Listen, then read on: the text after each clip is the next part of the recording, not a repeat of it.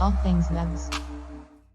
Mavs fans, welcome into today's episode of All Things Mavs. I'm your host, as always, Jimmy Crowther, breaking down all the latest Dallas Mavericks news and rumors. And today we're going heavy on the rumor side, starting off with some talk about Dwight Howard to the Mavs. What are we, back in 2013? Well, according to Zach Noble on Twitter, he only sees 3 teams as a potential fit for the Lakers' big man in free agency, and the Mavs were one of those 3 teams that he included. Here's what Zach said in his tweet. He said, "I want Dwight back in LA. Many teams should be interested, but the only I see possible are Golden State, Dallas, and LA. That's it." And I like the idea of him going to Golden State. We talked about that on our last show. You can go check it out on Chat Sports. It makes sense. They need a big man. He's a fit. It makes sense for him to go back to LA. They just won a championship. JaVale McGee is still there. He'll probably opt into his player option. It's a fit there. He had a great bounce back year. I truly believe that. I like what I saw out of Dwight Howard in the playoffs. I liked what I saw out of him in the regular season. He blocked shots. He finished his shots efficiently around the rim. The Mavs don't need a big man. That's just the plain and simple truth. That should not be Dallas's top priority this offseason. You have 5 legitimate big men under contract. One of them being Kristaps Porzingis, who's going to get most of your minutes. Maxi Kleber is a consistent player, although he didn't look great in the playoffs. Dwight Powell is coming off his Achilles injury. Sure, you'd like a little bit more assurance there, but you have Boban, who people are already clamoring for to get more minutes. And Willie Cauley-Stein has been working his absolute tail off in Dallas and is looking for an extended role with the Mavs next season. You bring in Dwight Howard, who's 34 years old, and it makes no sense. Yes, he's a great lob threat. Yes, he can still get rebounds, and yes, he can block shots. Here's the thing, though. Rick Carlisle likes his big men to be able to stretch the floor. Dwight Howard doesn't shoot threes. I know it looks like he can make them in warm-ups, but anybody can make threes in warm-ups. I know he made one during the finals in garbage minutes. He's not a shooter. He's not a fit for this team. He should not be a priority for the Dallas Mavericks when you already have 5 bigs under contract. And if you disagree with me, that's fine. I'm sure you'll let me hear about it in the comment section. And you guys know I like to get a little bit feisty, but you'd rather have me care than not care about the team, right? But let me know what you guys think. Should Dwight sign with the Mavs? Or I guess better question. Let's reverse that. Should the Mavs sign Dwight Howard? Y for yes or N for no. Now, no matter who the Mavs do end up getting this offseason or if they just stand pat with what they've got, Fanatics has got their Nike jerseys available right now at chatsports.com/Mavs. jersey. Those are shipping for free for a limited time only, so go pick yours up today. You can get players that are still on the team, or you can get players that used to be on the team, like Dirk Nowitzki. I saw Josh Reeves, Antonius Cleveland, Isaiah Roby, Luka Doncic, Kristaps Porzingis, Tim Hardaway Jr. Any player you want, shipping for free for that limited time at chatsports.com/Mavs jersey. You're going to want to go get one today. Get one and jump on the bandwagon before anybody else can. Now let's talk about a guy who I'm very, very fond of, and a surprising report recently came out about Christian Wood of the Detroit Pistons. Bobby Marks, who is a cap guru for the NBA, says that his market is set at $9.3 million, which is the mid-level exception, which every team has the mid-level exception to spend on a player of their choosing.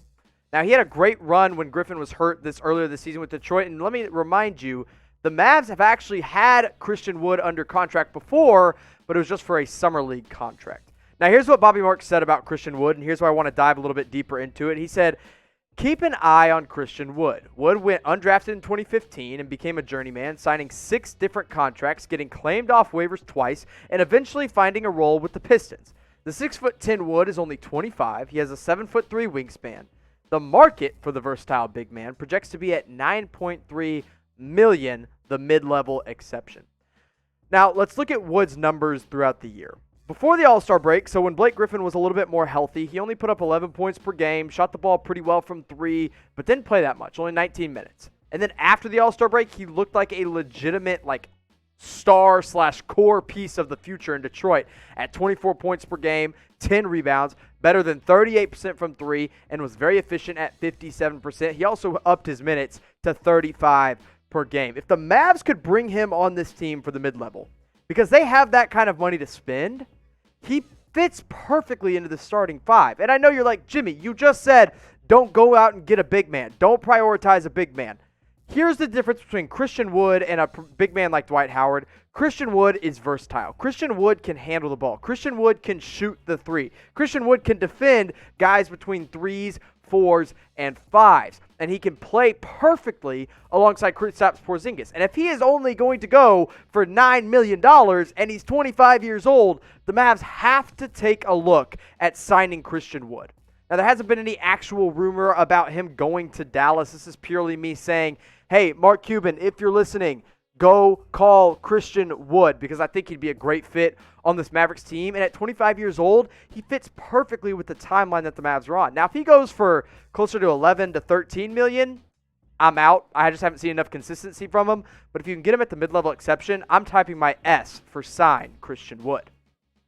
Now, one actual report that came out from Shams Charania is that the Mavs are willing to take on big contracts to bring in a third star for the Mavs.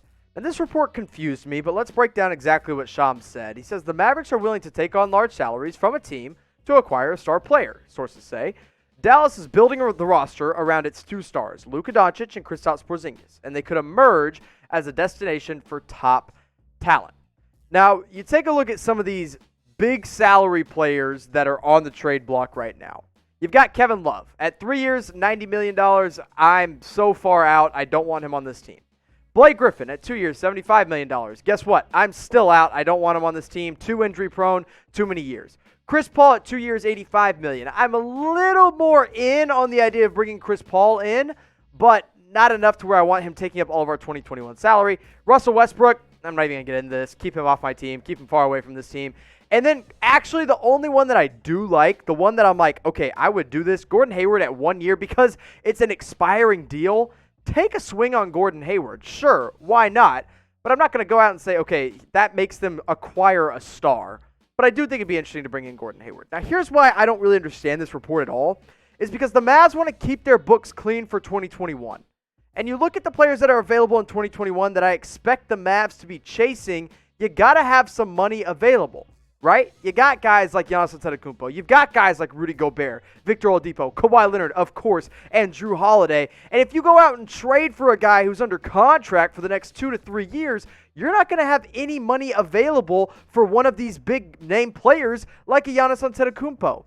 I don't really understand this report. I don't really know where Shams is getting it from. I don't think the Mavs are going to be trading for anybody who's under contract for longer than 3 years. So I'm all in on the hashtag Giannis to Dallas train. And if you're going to go out and sign a guy with more than 3 years or 2 years under contract, it's not going to happen. So you guys know what to do. When we talk about Giannis Antetokounmpo coming to the Mavs, type that hashtag down in the comment section. Hashtag Giannis to Dallas. We want to get it trending. We got it trending on the last video. We had over 500 comments with hashtag Giannis to Dallas in them. Let's break that record. Let's get 600 on today's show. Go ahead and do that right now.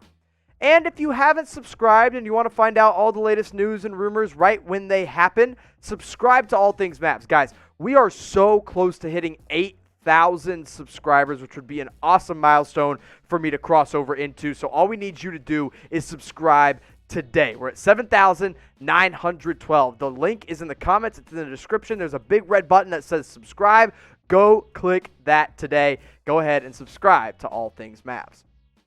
Now, one more actual report that's come out, again from Shams Charania, is that Jerami Grant is one player that the Mavericks are beginning to show interest in this offseason. Grant has decided to decline his $9.3 million player option, which is smart because I think he'll get closer to double-digit kind of million money on the open market, but the Mavs aren't the only team interested in Jerami Grant. But one reason that I love this guy, and I think he's a perfect fit for this team, is that he can defend either forward position. So you kind of get back into the Christian Wood talk, and again, I know at the top of the show I said don't prioritize a big man. Well, Jerami Grant's not really a big man, right? He's more of a wing/power forward, and he'd be a perfect fit for this team. On the defensive end, he fills so many gaps. He does things that Dorian Finney-Smith does and things that Maxi Kleber does, and he's really those two guys mixed into one on the defensive end. On the offensive end, think Brandon Wright. And I know some of you Mavs fans are a little bit newer to the channel, but those that remember Brandon Wright when he was here,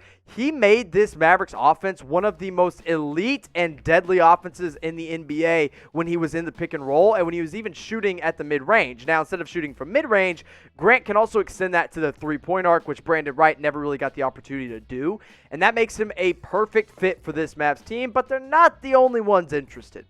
Mavs were the one of 4 teams, but Detroit is interested because I think if Detroit lets Christian Wood walk, they'll want to bring in a guy like Jerami Grant.